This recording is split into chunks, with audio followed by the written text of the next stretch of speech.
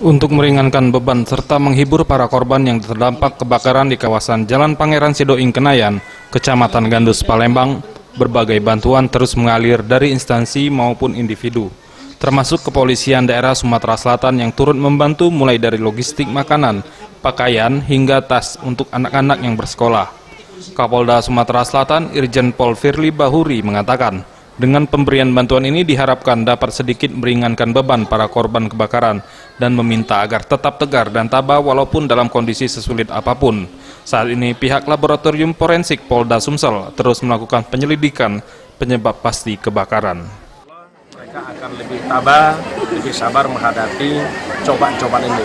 Karena manusia yang sabar itulah yang kita akan selamat dunia dan akhirat. Saya kira itu. Ya, karena kelalaian saja, karena itu kebakaran dan sekarang masih proses tahapan pendalaman dari pusat laboratorium forensik. Nanti secara resmi nanti akan kita sampaikan. Tim Liputan Sriwijaya TV.